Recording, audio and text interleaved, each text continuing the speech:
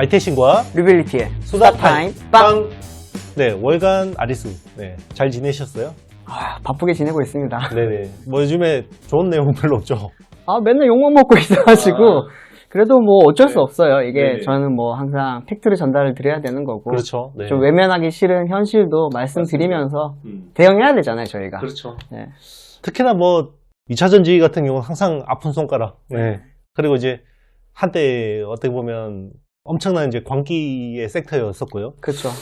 그럼에도 불구하고 이게 이제는 더 이상 나쁠 게 없을 것 같다라는 생각이 들었는데, 정말 중국, 네, 무섭네요. 중국 정말 무섭습니다. 네. 오늘은 중국 소디움 배터리. 네. 네, 소디움 배터리 한번 이야기해 보려고 하는데, 소디움 배터리가 뭔지 한번 설명 부탁드릴까요? 소디움 배터리는 이제 소디움이라고 하면 많은 분들이 이제 약간 익숙하지 않을 수가 있는데 네. 나트륨 배터리라고 하면 좀 익숙하실 거예요. 네. 쉽게 말하면 소금이죠. 음. 소금으로 이제 리튬을 대신해서 소금으로 이렇게 이온을 전자를 왔다 갔다 시킬 수 있게 만드는 그런 배터리인데 네네. 이게 리튬 대비해서 이제 에너지 전달력이 좀 딸리다 보니까 사실 이게 양산되기는 어려울 거다. 단순히 실험실에서만 만드는 그런 배터리가 될 거다라는 이야기가 많았거든요.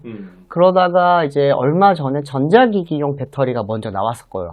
그리고 이제 이번 오토 상하이에 앞서서 CATL에서 테크데이를 열었습니다.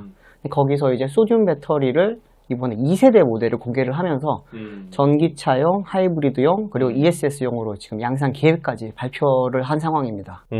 그러면 이제 소듐 배터리는 우리 익숙한 게 지금 다 삼원계 배터리에 익숙하잖아요. 그렇죠. 대다수 투자자들이. 그러면 양극재, 음극재는 당연히 있을 거고, 네. 중간에 이제 분리막하고 전해액이 중요할 텐데, 네. 거기에 이제 분리막하고 전해액은 어떻게 되는 거예요? 그런 구조는 다 비슷하고 쉽게 똑같습니까? 말하면 리튬 대신에 소디움이 들어간다라고 보시면 되는 겁니다. 근데 리튬 대신에 들어가다 보니까 소디움이 소금이잖아요. 그렇죠. 그러다 보니까 리튬 대비했을 때 가격이 한 5분의 1밖에 안 돼요. 굉장히 저렴하고 그래서 배터리를 굉장히 싸게 만들 수 있다는 장점이 있죠.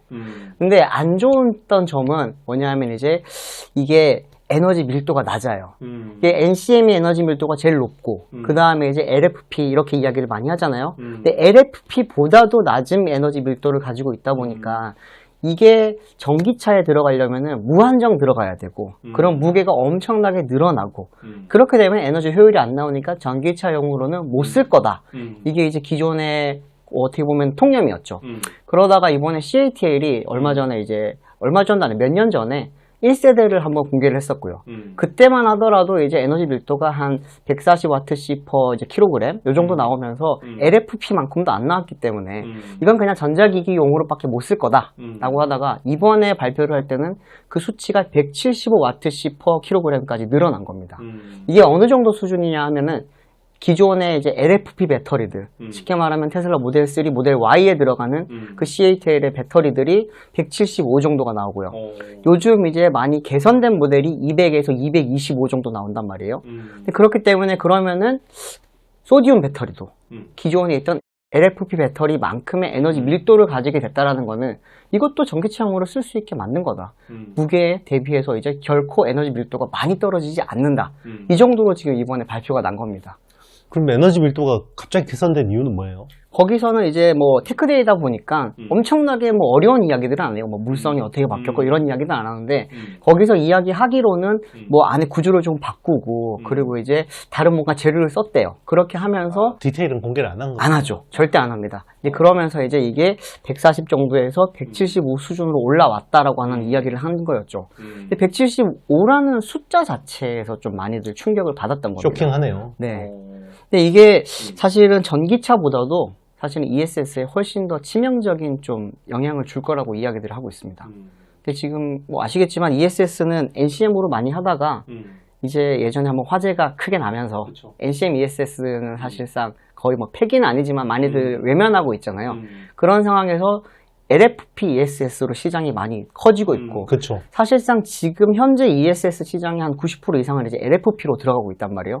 그런 상황에서 이제 LFP는 우리보다는 중국이 잘했던 거죠. 근데 그런 와중에 이제 LG 엔솔이 얼마 전에 이제 LFP ESS용 공급 계약을 한번 따냈고 삼성이랑 SK온 같은 경우에는 아직까지 개발 중이고요. 삼성 쪽에서는 거의 개발이 완료가 됐고 지금 이제 뭐 계약을 찾고 있는 상황이라고 이야기를 하지만 아직까지 뭐 수주가 완성된 건 없기 때문에 뭐 그런 상황이긴 한데 우리가 걱정을 했던 거는 ESS 시장을 우리가 처음에 잘 가져가다가 NCM 시절에 LFP로 넘어가면서 거기에 대한 주도권이 뺏겼죠. 그래서 다음 주도권을 우리가 가져오려고 준비를 하고 있었는데 거기에 대한 대안이 또다시 중국의 소디움이라는 게 나와버렸다는 겁니다. 그러면 중국의 소디움에 우리가 대항할 수 있는 기술은 없는 건가요? 지금? 현재로서는 소디움 대 소디움으로는 좀 대항하기 어려워요. 아, 왜 그런가요? 소디움은 중국에서는 지금 그걸 양산화까지 시켜놓은 상태고 우리나라에서 만드는 소디움 배터리들은 밀도가 110에서 140 정도. 그러니까 기존의 소디움 수준밖에 아직 못 나오는 거예요. 그러다 보니까 이게 뭐 수요율 문제가 아니라 아직까지도 그 성능 자체를 끌어올리는 일단 연구개발 딴에서도 밀리는 거네요. 그렇죠. 맞아요. 이제 거기는 사실 우리가 좀 큰 영향을 좀 길게 봐야 되는 게 중국은 예전에 이제 90년대 때 백인 계획이라고 하는 거 그리고 천인 계획이라고 하는 인재 정책을 많이 펼쳤잖아요. 그때 백인 계획 때 많이 이제 데려왔던 인재들이 기초과학이에요. 기초과학 인재들이 많이 나오다 보니까 거기에 대한 소재 개발이 굉장히 많아졌고 그러면서 우리가 무시했던 LFP도 잘하게 됐던 거고 그 인재들이 지금 소디움까지 같이 개발을 하는 거죠. 근데 CATL이라고 하는 회사가 그래서 무서운 겁니다. 다른 것보다도 관련된 각각 그런 이제 물성마다의 굉장한 인재들이 다 몰려 있는 거고 그러다 보니 LFP만 잘하는 게 아니라 NCM811도 잘하고 이제는 소디움도 잘해버리는 거고 이러다 보니 우리 입장에서는 여기에 대한 대항할 수 있는 뭔가 새로운 좀 카드를 만들어야 되는 그런 상황인 거죠. 이야기를 듣다 보니까 답답해지는데요. 답답하죠? 네. 근데 이제 뭐 그러다 보니 저도 욕을 많이 먹고 있습니다만 우리 업체들이 가만히 있지는 않아요. 우리나라 업체들은 이제 그래도 두 가지 정도 지금 무기를 확보를 하고 있는 상황인데 첫 번째는 뭐 제가 몇 번이나 말씀드렸지만 SDI 쪽을 기반으로 해서 그냥 주축으로 해서 일단은 전고체 쪽을 많이 하고 있고요. 지금 뭐 CATL이라든지 아니면 또 이제 중국의 또 다른 배터리 업체들이 전고체를 완성했다라고 하는 보도들이 몇 개가 있었거든요. 근데 사실상 전고체가 아니고 반고체였어요. 뭐 황화물계, 산화물계 쪽에 약간 반고체 배터리들이 거기서는 어느 정도 완성이 됐었던 상황이고 아직까지도 전고체는 SDI랑 토요타가 지금 가장 잘하고 있는 게 맞고요. 전고체 배터리는 지금 그 에너지 밀도 쪽에 집중돼 있는 거. 그러니까 하이엔드 쪽 시장으로 봐야 되지 않나요? 훨씬 하이엔드죠. 그쵸? 그러니까 이제 거의 이제 미들로 쪽은 그럼 LFP나 소디움 쪽에 거의 다 뺏긴다라고 그렇게밖에 지금 못 가겠죠. 보고 있는 거고 그나마 이제 프리미엄 시장에서 우리가 기회가 있는 거는 삼원계를 기반으로 해서 이제 전고체 배터리. 그렇죠. 네, 그 아무래도 정도밖에는. 하이니켈과 전고체 쪽에서는 이제 우리가 그래도 좀 잘 만지거든요, 진짜. 네네. 그러다 보니 이쪽을 많이 좀 돌파를 해야 되는 상황이고. 근데 저가 시장은 그렇다고 포기를 못 해요. 아시겠지만 고부가 가치는 영업이익률이 높은 거지 매출이 높은 건 아니잖아요. 맞습니다. 그렇기 때문에 매출을 높이려면 결국에는 싼 것도 많이 팔아야 되는데 LFP를 따라가려고 하니 LFP를 지금 거기 중국에서는 NCM만큼 에너지 밀도를 만들어 버렸어요. 그러다 보니 이걸 따라가기는 쉽진 않다. 그럼 우리는 뭘 해야 되냐라고 하면서 지금 준비를 하는 게 미드니켈입니다. 미드니켈, 로우니켈, 하이망간 쪽으로 지금 많이 가는 건데 우리가 NCM의 그 나머지 세 개의 물성들을 잘 만져요. 확실히. 그렇기 때문에 거기에 각각의 특성을 좀 살려줄 수 있는 부분을 많이 하는 거고 요즘 이제 좀 있으면 이제 양산 이야기가 슬슬 나오기 시작할 건데 이제 미드니켈 쪽이랑 그 리치망간 쪽에서 지금 많이 준비를 하고 있고 여기에 특징이 뭐냐고 하면은 NCM의 가장 불안한 게 화재, 폭발 이런 거잖아요. 근데 이거를 니켈을 줄이면서 이제 안전성을 높이고 그러면서 이제 문제는 에너지 밀도를 높이는 게 가장 큰 문제인데 그거를 또 국내 기업들이 좀 잘하고 있어요. 그러면 거기 관련된 기업들 좀 소개해 주시죠. 뭐 LG 화학, LG 에너지 솔루션 이제 이쪽에 지금 가장 많이 있고 나머지 기업들은 뭐 좀 작은 기업들이다 작은 보니까 기업들. 좀 네네. 말씀드리기가 조금 그럴 것 같고요. 또 하나는 우리나라가 음극재. 음극재는 좀 어디든 다 들어간단 말이에요. 근데 이번에 지금 중국에서 가장 이야기를 많이 하는 거는 충전 속도가 빠르다. 충전 속도가 빠르다라는 거는 음극재를 좋은 걸 써야 됩니다. 기존에 이제 그 흑연만으로는 사실은 그 정도의 충전 속도를 낼 수가 없거든요. 그러면 결국에는 실리콘 쪽으로 많이 넘어갈 수밖에 없고 그런 이제 국내 잘하는 기업들이 있죠. 그 기업들에 대한 가치는 아마 계속 높아질 겁니다. 이게 중국에서도 물론 실리콘 음극재에 대해서 지금 개발을 많이 하고 있고 실제로 많이 쓰고는 있는데 한국계 훨씬 품질이 좋대요. 그러다 보니까 그쪽은 계속해서 컨택이 많이 이루어지고 있는 걸로 알고 있습니다. 그럼 이제 뭐 대주전자 재료나 아마 나노 신소재 네. 뭐 그런 회사들 중심으로 좀 아마 기회가 뭐 있다. 실질적으로 지금 뭐 공급이 많이 되고 있는 데는 아직 대주밖에 없기 때문에 거기서 이제 좀 많이들 컨택을 하고 있고 국내 기업들도 당연히 거기에 대해서 대응을 합니다. 중국 업체들이 요즘 많이 이야기하는 게 뭐 5C 충전, 10C 충전, 12C 충전 어려운 말을 써요. 이게 뭐냐면은 1C가 C레이트라는 건데 1C가 배터리를 충전하는데 1시간이 걸린다는 뜻이에요. 2C는 2분의 1이 나서 30분이 걸린다는 뜻이고 5C면은 12분, 6C면은 10분 뭐 이런 건데 그런 충전 속도를 만들어 내려면은 결국에는 음극재가 잘 받아줘야 된단 말이에요. 그렇기 때문에 거기에 대한 기술력이 어쨌든 국내 기업들 중에 중요하게 잘하는 곳이 있고 뭐 포스코 퓨처인 같은 경우에도 그 부분을 지금 또 준비를 따로 하고 있다 보니까 거기서도 뭔가 좀 새로운 이야기가 들려오지 않을까. 그렇게 좀 너무 이렇게 암울하게만 뭐 좀 생각하지 말고 국내 기업들도 힘들고 많이 어려울 수는 있겠지만 그래도 대응할 수 있는 그런 대책들은 그래도 마련하고 있다라고 좀 보시면 좋지 않을까 싶습니다. 결국 우리 입장에서 중요한 거는 미국 시장이잖아요. 미국은 어쨌든 중국에 대해서 이제 블록 해서 이제 막겠다라는 거고. 그러면 중국의 LFP나 소듐 배터리의 대체품으로 우리가 들어갈 만한 거는 이야기한 미드 니켈이나 뭐 망간리치 이런 쪽이라고 보면 될까요? 네, 전기 채용은 아무래도 그렇게 들어갈 것 같고요. 근데 이제 ESS가 사실 문제입니다. ESS 같은 경우에는 지금 거기에 대한 특별한 규제도 많이 없고 또 가격적으로 좀 따라가기가 힘들어요. 우리는 이제 LFP ESS를 만드는 건데 중국 같은 경우에는 LFP ESS에 대해서는 R&D 비용 이미 다 떨어낸 지가 옛날이 됐고 거기에 이제 소디움을 가져왔는데 소디움은 LFP보다도 훨씬 싸단 말이에요. 근데 이게 만약에 공급이 되기 시작할 경우에는 좀 우리 입장에서는 대응하기가 쉽지가 않을 겁니다. 또 이제 소디움 ESS가 나오면서 지금 새롭게 그 인프라 쪽에서 나오는 이야기가 뭐냐면요. 초급속 충전기를 설치를 하기 위해서는 전력 인프라를 많이 깔아야 되잖아요. 그렇죠. 근데 거기에 들어가는 비용이 너무 크고 피크 전력을 위해서 거기에 오버스펙을 넣는 게 사실 불필요하다 보니까 거기에 쏴줄 수 있는 충전기용 ESS가 있으면은 비용을 확 낮출 수 있다 보니까 요즘 이제 ESS와 초급속 충전기를 세트로 묶어서 공사하는 게 요즘 새로운 트렌드거든요. 근데 거기에 LFP 대신에 이제 소디움이 들어가게 되면은 좀 국내 업체들 입장에서는 좀 많이 힘들어지지 않을까 그런 걱정도 많이 되고 있는 상황입니다. 네, 참 어쨌든 중국이 앞선 것들은 또 인정을 해야겠죠. 인정을 해야지 이제 거기서부터 우리가 또 어떻게 보면 추격, 이제 뭐 추격이라는 단어 자체가 참 생소하긴 한데 중국에 대해서 어쨌든 이제 그 미들 로우 쪽으로는 이제 이런 쪽으로 맞는 준비를 해야 되지 않을까 생각이 들고 있고요. 뭐 이거는 어떠한 뭐 우리 개인적인 가치 판단보다는 그냥 팩트 중심으로 말씀드린다는 거. 네. 그렇게 좀 생각해 주시면 좋을 것 같고요. 이걸 저는 사실 디스플레이랑좀 같이 보면 될 것 같아요. 예전에 이제 우리가 LCD를 잘하다가 LCD를 중국에 뺏기고 현재 이제 OLED를 그래도 잘하잖아요.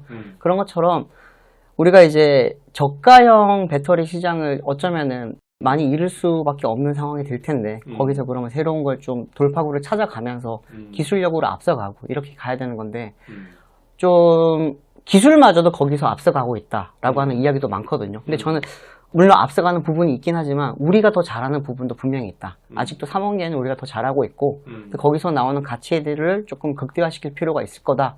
라고 하는 생각이 들고요. 또 하나는 중국이 지금 발표하는 내용을 100% 믿기는 조금 저는 어렵다고 봅니다. 그렇죠. 반도체 기술도 사실 중국이 좀 약간 블로핑들이 많기는 하니까. 뭐 창신 반도체도 그랬고 지금 여러 뭐 화웨이도 요즘 이야기가 많이 나오고 있긴 하지만 중국 같은 경우에는 지금 이제 제조 2025가 끝나고 나서 뭔가 새롭게 산업을 재편하고 있다 보니까 거기서 살아남기 위한 좀 몸부림들이 많이 보여주고 있거든요. 근데 그 부분에 대해서는 조금은 바이어스가 들어가 있기 때문에 우리도 약간은 필터를 하고 볼 필요가 있지 않을까라고 하는 그런 생각이 듭니다. 네네. 그래도 이제 빠른 속도로 발전하고 있고 우리를 이제 이미 뭐 위협 수준을 넘어서 지금 뭐 2차 전지 쪽은 장악하고 있다라는 이야기도 뭐 틀린 말 아닌 것 같습니다. 네, 저희가 준비한 내용은 여기까지고요. 월간 아리수 계속해서 이야기 이어가도록 하겠습니다. 이번 시간은 테슬라하고 현대차 이야기를 좀 해볼 텐데 일단 뭐 지금 두 회사 다 트럼프 관세는 두들겨 맞은 거고 그 직관적으로 누가 더 득실이 있다고 생각하시나요? 관세를 맞은 측면에서 아니면은 뭐 어쨌든 관세를 맞은 측면에서 관세를 맞은 측면에서 봤을 때는 둘 다 사실은 뭐 득은 없습니다. 제가 봤을 때는. 현대차 같은 경우에는 지금 미국에다가 31조 투자를 하고 나서 바로 맞았잖아요. 그렇죠. 그러면서 정신적 충격도 있을 거고. 그런데 이제 그 나라에서 많이 생산을 하게 되면은 장기적으로 봤을 때는 이제 관세에 대해서 조금은 해칭을 하는 거다라고 볼 수 있기는 하는데. 근데 잠깐만 제가 류 기자 이야기하면서 갑자기 궁금해졌는데. 네네네.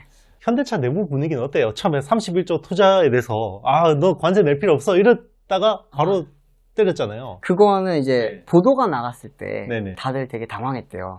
분명히 우리는 나라가 아니라 기업인데 우리가 투자를 한다라고 해서 관세 면제를 받느냐? 그럴 일은 없다. 특정 기업을 향해서 그런 특권을 주진 않을 거, 특혜를 주진 않을 거다. 나라별 협상을 할 텐데 왜 우리가 투자를 했다라고 해서 관세 면제가 나오냐라고 난리가 났었어요. 그 이제 현대차 입장에서 그냥 저 트럼프가 립서비스 하는 거라고 그냥 생각을 한 건데 네. 너무 보도가 크게 보도가 나가니까 너무 세게 났죠. 그러니까 심지어 미국 외신에서도 비슷한 이야기를 해버리니까 현대차 입장에서는 사실 31조 투자 자체를 집행한 거는 어쨌든 이번에 이야기를 했지만 기존의 그 투자 내용들을 봤을 때 그 제철소 짓는 거 말고는 대부분은 원래 기존에 계획이 있었던 거였거든요. 있던 거를. 네, 단지 이제 좀 트럼프의 좀 어떻게 보면은 길을 살려주기 위한 세레모니용으로 이번에 했던 건데 그래도 이제 너무 추켜 세워주니까 세워줬는데 갑자기 뒤통수를 빡 때려버리니까 현대차 입장에서는 기분은 안 좋죠, 사실. 좀 발표를 하더라도 약간 텀을 주고 발표를 했으면 좋았을 텐데 그렇죠. 마침 그날이 HMGMA 그 공장에 준공식을 하는 날이었거든요. 준공식을 하기 2시간 전에 그냥 초를 쳤네요. 25% 네. 한 거예요. 그러다 보니까 분위기 안 좋았던 거고. 네네. 근데 지금 상황으로 봤을 때는 일단 현대차는 어쨌든 해야 되는 투자를 했던 거고. 근데 이제 그 제철에 대한 투자는 아무래도 나중에 좀 돌아올 것 같기는 합니다. 아직까지 제철 관세에 대해서는 뭐 완화를 한다든지 유예를 한다든지 이런 이야기는 없고 자동차 관세만 지금 이제 완화해 주기로 했기 때문에 이 부분에 대한 영향은 현대차가 크게는 못 받겠지만 그룹 차원으로 봤을 때는 나중에 좀 수혜를 볼 것 같고요. 테슬라는 이번에 되게 중요했어요. 테슬라 같은 경우에는 결국엔 지금 이제 미국이랑 중국이랑 감정 싸움이 됐었잖아요. 그쵸. 자존심 싸움. 245% 말이 되냐고요. 그런 상황이었기 때문에 이거는 중국 사람들한테 미국 제품 불매운동으로까지 일으킬 수 있는 굉장히 좀 큰 갈등으로까지 던질 수가 있었거든요. 근데 그거를 어느 정도는 지금 낮춰놓은 상태이기 때문에 테슬라에 대한 중국 사람들의 그런 반감정은 조금은 줄어들 수 있을 걸로 보이기 때문에 저는 테슬라는 이번에 완화 정책에 대해서는 좀 많이 득을 보지 않을까 그런 생각을 합니다. 사실 그 일론이 트럼프 쪽에다 올인을 할 때만 해도 저렇게 했으면 뭔가 일론한테 당근을 줄 거고 그리고 이제 그게 미중 간의 갈등 구조 속에서 뭔가 기회가 있을 거다. 중간에 완충 역할을 하면서. 근데 그게 완전히 틀어졌어요. 정말 달라졌죠. 계획이랑 완전 반대가 됐고 그 이제 기억하시겠지만 중국에서 FSD를 하기 위해서는 그 나라에서 수집한 정보 데이터를 미국으로 쏴줄 수가 있어야 되거든요. 그렇죠. 도전 시스템? 그렇죠. 근데 그 부분에 대해서 중국에서도 그러면 우리도 니들 못하게 할 거야. 왜? 너희도 우리 커넥티드카 못하게 했으니까. 바로 그렇게 붙어버렸었잖아요. 근데 거기에 대해서 타격을 사실 테슬라가 그대로 입었던 거고 또 좀 최근에 결국엔 FSD가 거기서 출시가 되긴 됐거든요. 근데 그 성능적인 부분을 봤을 때 지금 화웨이라든지 모멘타라든지 다른 이제 중국 회사들이 가지고 있는 자율주행 기술이랑 비교를 해보면 도로 환경에 따라서 굉장히 달라요. 예를 들자면은 뭐 산길 구불구불한 와인딩 코스를 달린다라는 그런 실험을 했을 때는 FSD가 다른 중국 차들보다 잘했거든요. 그런데 이제 중국의 그 극심한 도심. 네, 막 이렇게 리어카 갑자기 나오고. 트래픽 잼. 네, 이렇게 반대편에서 갑자기 이제 그 역주행하는 차들이 많잖아요. 그런 도로에서 이제 실험을 해봤을 때는 테슬라가 대부분 지더라고요. 어쩔 수가 없는 게 그 부분은 지도 데이터라든지 이런 것 뿐만이 아니라 데이터 자체가 없으니까. 그렇죠. 그 중국 사람들의 그 운전 습관, 문화. 그리고 막 돌발 행동 같은 것에 대한 그런 학습 데이터가 부족하다 보니까 안전하게 하다 보니까 어쩔 수 없이 이제 많이 뒤처지는 것처럼 볼 수밖에 없는 거죠, 사실은. 근데 지금 중국 시장에서는 아무래도 이제 테슬라는 좀 모델 Y 주니퍼가 나왔으니까 많이 기대를 할 거라고 저는 생각을 하거든요. 근데 저는 조금은 보수적으로 보고 있습니다, 사실은. 지금 현재로서 중국 업체들 같은 경우에는 신차가 나오는 사이클이 되게 짧거든요. 보통 자동차가 새로 나오려면은 한 5년에서 6년, 길게는 8년까지 간단 말이에요. 근데 중국은 한 세대의 그 시기가 3년밖에 안 돼요. 전자제품이네요. 네. 우리 아이폰 2년마다 새로 나왔던 것처럼 그렇죠. 그렇게 바뀌는 것처럼 지금 굉장히 빨리빨리 바뀌고 있다 보니까 테슬라는 한 차가 나오면 보통 8년 이렇게 쓴단 말이에요. 페이스리프트를 하더라도. 근데 이 시기가 너무 길다 보니까 중국 사람들 입장에서는 이제 어느 정도 피곤해진 겁니다. 피로해진 겁니다. 그래서 작년에 모델 3 하이랜드가 나왔을 때 잠깐 떴다가 지금 SU7이라고 하는 샤오미 차가 나오면서 다시 죽어버렸거든요. 이번에 테슬라 같은 경우에도 모델 Y 주니퍼가 나오면 옛날만큼 잘 팔릴 거야 라고 이야기들을 하고 있지만 실제로 그 급의 차들 아니면 그거보다 더 큰 차인데 비슷한 가격의 그런 전기차들이 굉장히 많이 나오고 있어요. 그러다 보니 지금 테슬라는 관세 이런 거랑 상관없이 최대 시장인 중국에서 조금 많이 어려움을 겪고 있고 3월 달에 아예 그냥 우리 무이자 할부 엄청 때려주면서 굉장히 큰 프로모션 많이 했거든요.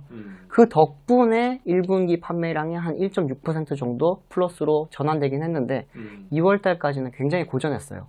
여기에는 이제 모델 Y의 주니퍼 생산 라인을 만들기 위한 그런 뭐 몇 달 동안의 그런 사전 준비? 네, 그런 생산 차질 때문에 그런 영향도 있었다고는 하지만 실제로 시장에서 생각보다 반응이 좀 뜨뜻미지근하다라고 하는 그런 이야기들이 많습니다. 사실 그 자동차라는 건 이미지를 사는 측면도 있잖아요. 브랜드를 사는 측면도 있고. 일론이 5월부터 이제 도지 장관직을 약간 이제 손을 떼는 그쵸. 모습이 나오고 있으니까. 6월 달에 바로 네네. 이제 끝내기 전에 뭐 좀 천천히 이별을 하겠다라고 그 이야기를 했죠. 영향은 좀 어떻게 보세요? 그 영향은 미국 시장에는 좀 좋게 나타나지 않을까.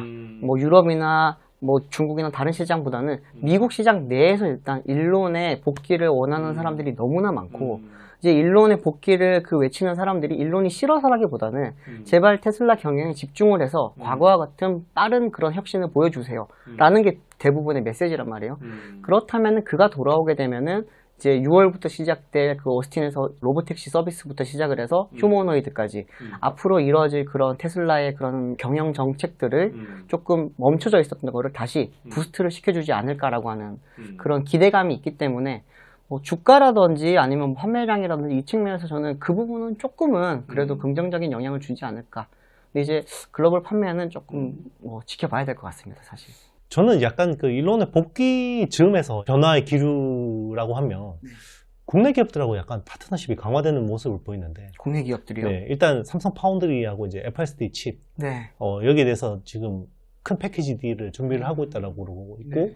그리고 이제 삼성 디스플레이의 이제 센터페시아 디스플레이. 기존에 LCD를 썼잖아요, 테슬라는. 근데 이제 OLED 쪽으로 이제 뭐 넓적하게 뭐 이렇게 쓰든지 뭐 그런 것들도 지금 준비를 하는 것 같고. 그리고 이번에 사이버캡 양산하면서 국내 삼성전기하고 대덕전자가 이제 플립칩 BGA 기판을 넣는다고 하더라고요. 이런 것들이 뭐 좀 어떤 국내 낙수 효과, 테슬라의 어떤 휴머노이드 로봇 중심의 전환에서 우리가 좀 기회가 있다, 이렇게 볼 수도 있을까요? 기회가 당연히 있죠. 근데 이제 그 기회를 좀 잘 봐야 되는 게 LG 엔솔 때도 그랬고 이게 테슬라의 공급함으로 인해서 얻는 영업이익이라든지 수익은 많지는 않아요. 사실은 크진 않은데 거기에 매출을 공급을 하면서 이제 매출을 발생시키게 되면은 굉장히 큰 레퍼런스가 됩니다. 근데 그러면 이제 이걸 레퍼런스 삼아서 다른 기업들한테 공급을 할 때 좀 비싸게 더 많이 공급할 기회가 많이 생긴다라는 거거든요. LG 엔솔이 예전에 보면은 최고의 배터리라고 하는 이야기를 많이 들었을 때 그때 당시에 가장 큰 원인은 테슬라 공급이었어요. 테슬라 공급하고 벤츠 공급하고 이렇게 정말 탑 기업에 공급을 하다 보니까 그 레퍼런스를 가지고 모든 자동차 업체들이 돈을 싸들고 왔던 거였거든요. 근데 만약 그런 부분에 대해서 테슬라에 공급되는 뭐 삼성전기, 삼성디스플레이, 삼성전자 이런 회사들의 그런 게 또 알려지게 되면은 테슬라 굉장히 까다롭거든요, 진짜. 고객으로 만나면 정말 만나기 싫대요. 그 정도로 까다롭기 때문에 거기에 퀄리티 테스트를 통과를 했고 거기에 공급이 안정적으로 이루어지고 있다. 저기는 성능도 좋고 수율도 좋고 믿을만 하니까 우리도 공급해 주세요라고 다른 많은 기업들이 오지 않을까 그런 생각이 듭니다. 국내에서 만약에 테슬라에 납품한다고 해서 현대차나 기아에서 배제되고 이런 경우는 없죠? 전혀 그런 건 없습니다. 지금 이제 그렇게 예전처럼 갑질을 할 만큼 세트 업체들이 그런 좀 완전 영향력이? 강력한 리더십을 가지고 있다고 보기도 힘들고 서로 공생을 해야 돼요.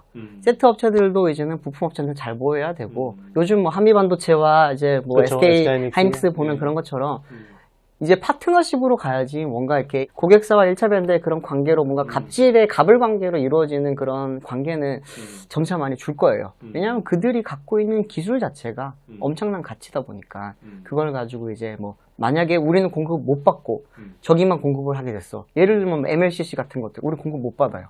그러면 현대 기아 입장에서는 굉장히 큰 타격이거든요. 어디서 찾아요? 중국 갈 거예요? 아니란 말이에요. 그러면 이건 돌발 질문이긴 한데 류 기자가 생각하기에 테슬라 쪽에 모멘텀 측면에서 가장 주목할 만한 국내 기업 한 개만 꼽는다 그러면 대기업 말고 대기업도 괜찮습니다. 네, 모르겠어 이거. 네. 잠깐만요. 생각을 잠깐만 해볼게요. 삼성전자 말고 테슬라가 뭐 이번에 뭐 주니퍼로 바뀌면서 휴머노이드 로봇을 바뀌면서 뭐 새로 납품되거나 이런 회사는 딱히 없어요. 엔솔 정도? 엔솔 그냥 엔솔 들어가는 거고 모터도 보면 자기들이 설계해서 중국에서 제작해서 갖고 오고 다 중국으로. 그러니까 삼성 파운드리에도 들어갈 때 보면 보통 그 중간에 디자인 하우스도 있고 약간 그렇죠. EDA 툴도 있고 이런데 걔들은 다 인하우스더라고. 다 인하우스요. 그러니까 진짜 말 그대로 파운드리만 삼성 파운드리가 담당하는 거고. 진짜 뭐 생산만 해주는 거잖아요, 사실. 그러니까 정말 인하우스가 잘 돼 있는 회사다라는 생각이 들더라고요. 그러니까 없으면 뭐 없는 대로, 뭐 없으면 없는 대로 넘어가겠습니다. 네. 너무 갑자기 돌발 질문하니까 우리 류 기자가 너무 당황해하긴 하네요. 국내 기업 중에서는 사실 엔솔 말고는 딱히 그렇게 보이지가 않거든요. 뭐 삼성전자 같은 경우에도 어쨌든 공급이 되기 시작하면 그렇죠. 그러면 이제 좀 뭔가 많이 호재를 얻겠지만 큰 수익을 내기는 좀 어려울 것 같고. 저도 삼성 파운드리 쪽에서 이게 밸류체인에서 누가 수혜를 보냐 다 따져봤는데 없더라고요. 그쵸. 그나마 OSAT 업체 중에 웨퍼 테스트를 하는 이제 두산 테스나 정도가 이제 일부 그것도 이제 직접적으로 수혜를 보는 부분도 일부 있겠지만 사실 가동률이 높아지면서 좀 이제 반사이익을 보는 그 정도더라고요. 그러니까 참 테슬라가 정말 예전에 애플처럼 얄밉게 기술 내재화를 잘 하고 있다. 그런 생각도 좀 드는 것 같습니다.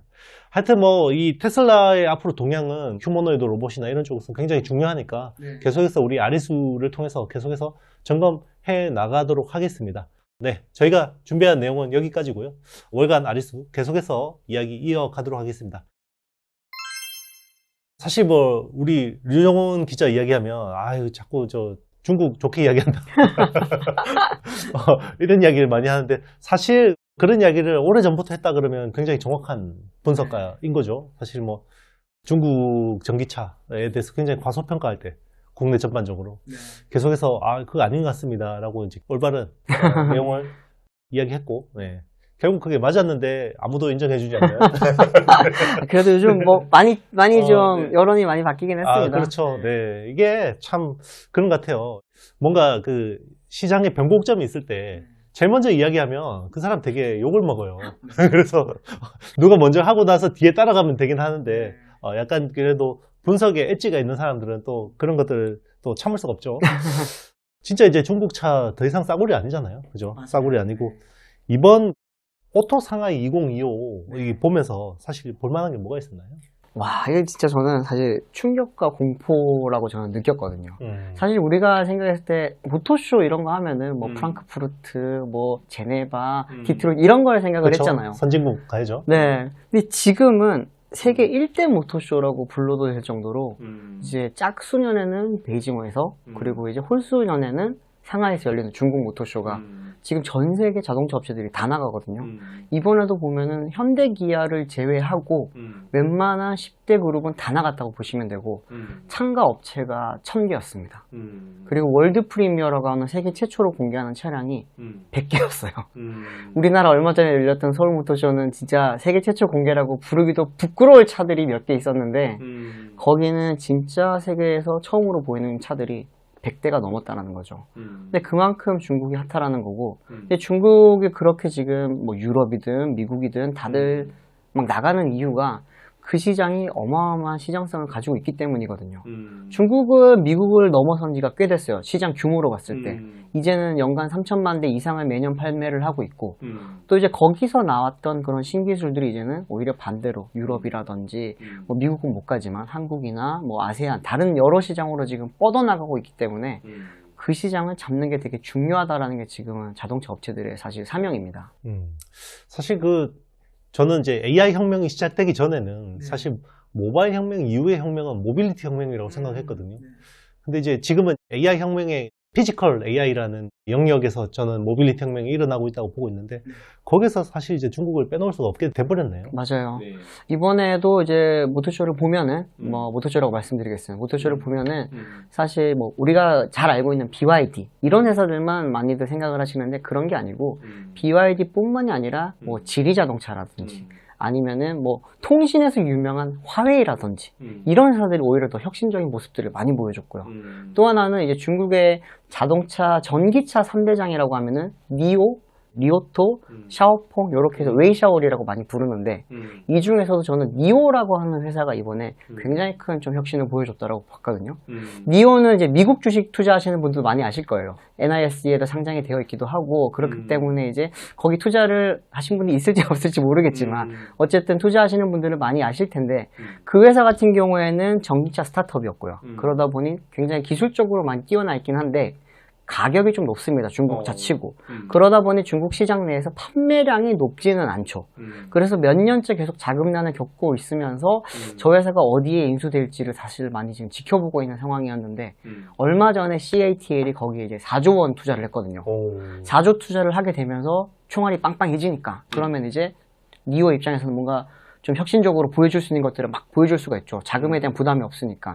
그러면서 이번 오토쇼 때 보여줬던 거는 저가 브랜드입니다. 저가 브랜드가 왜 중요하냐면은 지금 판매 볼륨을 많이 키워야 되는 상황이거든요. 걔네 같은 경우에는 이제 한 4만 대, 5만 대 이렇게 꾸준히 판매를 하고 있으면서 그것만으로 살기에는 사실 부족해요. 그러다 보니 많이 팔아서 10만 대 이상의 판매량을 만들어야 되는데 그건 결국에는 저가 차량이 있어야 되거든요. 테슬라도 그렇고 뭐 다른 업체들도 지금 판매 상승해서 성장이 딱 꺾이는 딱 지점 자체가 바로 비싼 차가 이제 더 이상 안 팔리는 시점이 됐기 때문이거든요. 근데 니오도 그런 측면에서 이번에 저가 브랜드 2개, 옴보라고 하는 브랜드, 파이어플라이라고 하는 브랜드 2개를 냈는데 옴보는 그냥 가성비입니다. 지금 여기 앞에 있지만 EV9 같은 그런 크기의 차량 네네. 그거를 EV9 반값 정도에 지금 판매를 할 수 있게 내놨고요. 파이어플라이라고 하는 차량은 진짜 저가예요.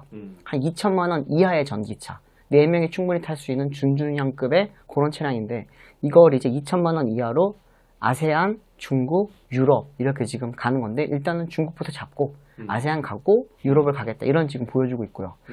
근데 이제 전기차적인 측면보다 자율주행이라든지 SDV라든지 이런 쪽에서 좀 혁신 같은 경우에는 이번에 역시나 뭐 화웨이 정말 무섭습니다. 화웨이는 화웨이가 지금 무서운 이유는 화웨이가 중국 업체들이랑 같이 파트너십을 맺어서 혹은 조인트 벤처를 맺어서 만드는 브랜드가 5개가 됐거든요. 이제 그 5개에서 나오는 차들을 보면은 중국 차인지 몰라요.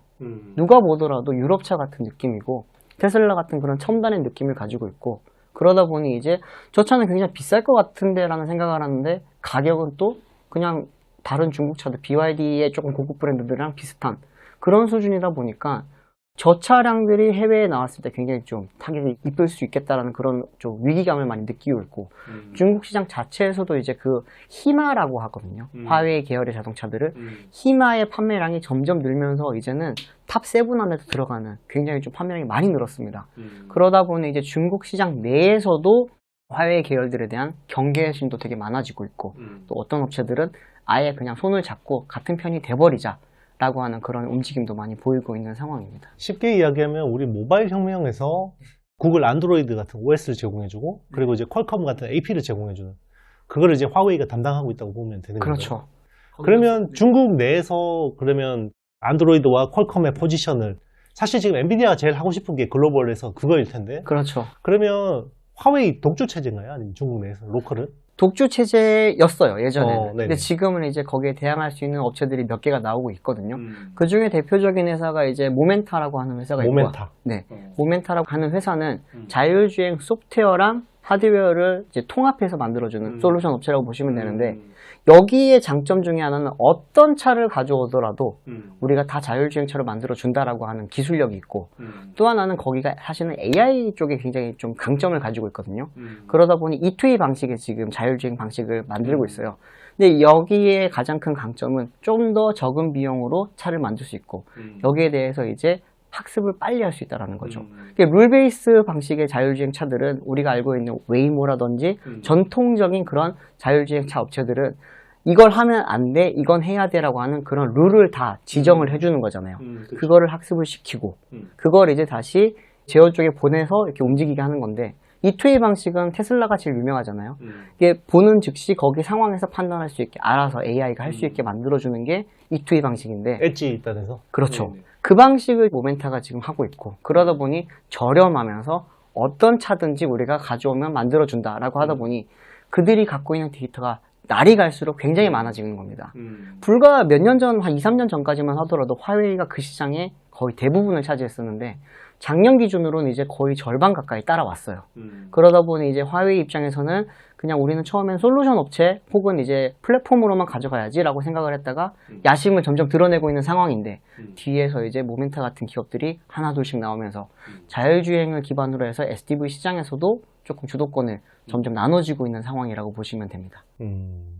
그러니까 이제 그 OS는 가지고 있는 거고, 그러면 칩셋 기반으로 해서 이제 하드웨어, 보드까지는 제공해 주는 거고, 예전에 퀄컴이 중국이 이제 스마트폰 제조 기술이 없을 때 그런 식으로 보드 베이스로 판매를 했었잖아요. 그렇죠. 약간 그런 거라 생각하면 될까요? 자동차를 그러면 칩셋하고 보드 중심으로 주고 여기에다가 옵션 올릴 거는 니네들이 뭐 어떻게 세팅하면 모듈별로 구성을 해주겠다. 그렇죠. 만약에 우리는 칩은 엔비디아를 원해요. 그러면 엔비디아에 맞춰서 만들어주고, 우리는 호라이즌을 원해요. 그러면 호라이즌 로보틱스 걸 넣어주고, 이런 식으로 맞춰서 할 수도 있고, 자체적인 칩 개발 기능도 가지고 있기는 있어요. 그런데 아직까지 그 부분에 대해서는 많이들 좀 믿음이 좀 없잖아요.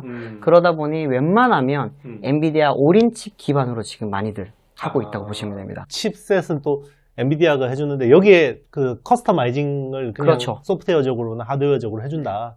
지금 화웨이가 그랬어요. 화웨이가 처음에는 다 이제 엔비디아의 그런 칩셋을 가지고 오면은 이제 어쨌든 뇌는 그걸 심어놨지만 나머지는 우리가 만들어서 소프트웨어 쪽은 넣고 이렇게 했었는데 요즘 이제 화웨이가 무서워진 게 자체 칩을 만들고 있고 자체 칩을 이제 슬슬 넣고 있단 말이에요. 근데 그 부분에 대해서 커지게 되면은 엔비디아는 올인 칩 시대에서는 지금 사실 전 세계 자율주행 시장의 대부분을 잡고 있는 상황인데 사실상 FSD를 제외하면 다 올인 칩을 쓰고 있다고 보면 되거든요.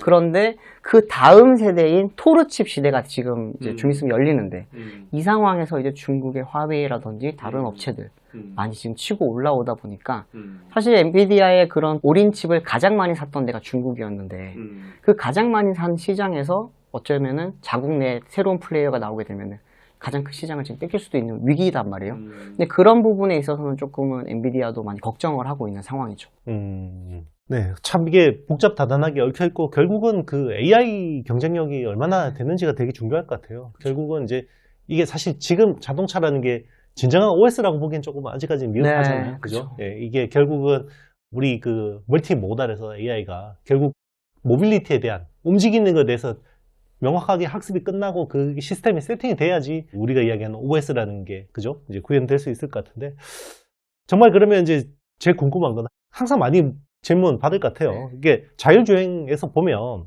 중국 잘하는 것 같긴 한데 뭐 믿을만한지 그리고 테슬라 FSD하고 비교하면 어떤지 거기에 대해서 또 명확하게 한번 설명 부탁드립니다.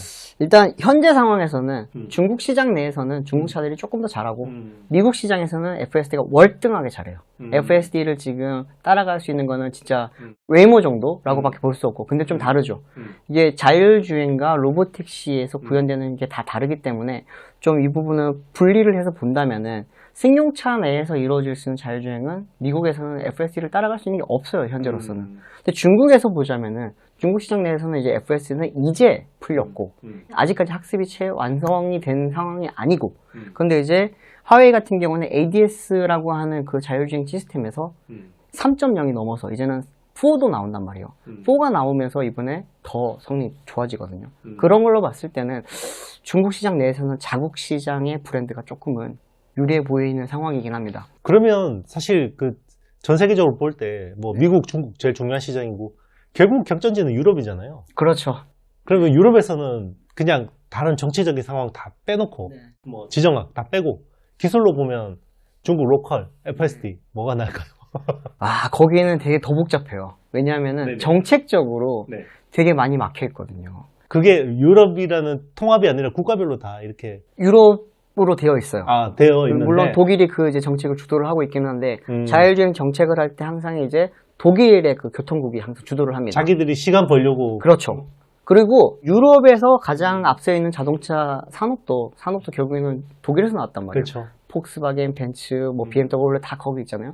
그러다 보니 이제 그들은 그 패권을 놓치고 싶지 않아 하고 자율주행이 FSD가 풀렸을 때 그러면은 벤츠 최근에 뭐 투자 많이 이야기 나왔지만 폭스바겐 같은 경우에도 지금 돈을 10조씩 썼단 말이에요. 그 상황에서 그거를 내줄 수는 없다 보니 정책적으로 규제를 굉장히 많이 만들어놨어요. 유럽은 지금 아직까지도 레벨 3가 거의 한계라고 보시면 돼요. 레벨 4 자율주행차가 다닐 수 있는 정책이 전혀 마련이 돼 있지 않거든요.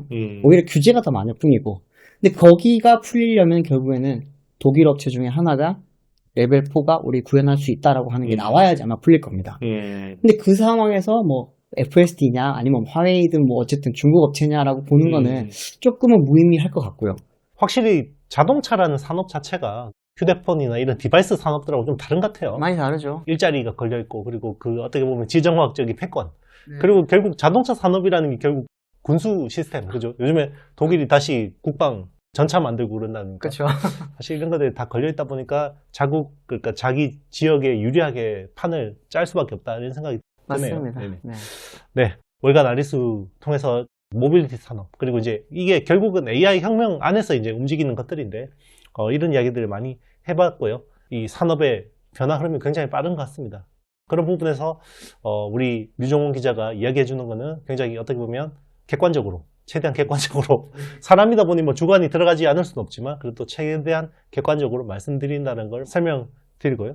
계속해서 업데이트 되는 내용들, 그리고 뭔가 변화가 있는 내용들은 월간 아리스를 통해서 계속 설명드리도록 하겠습니다. 네, 저희가 준비한 내용은 여기까지입니다. 월간 아리스 다음 달까지 많이 기다려 주시고요. 시청해 주셔서 너무 감사합니다. 그럼 여러분, 안녕.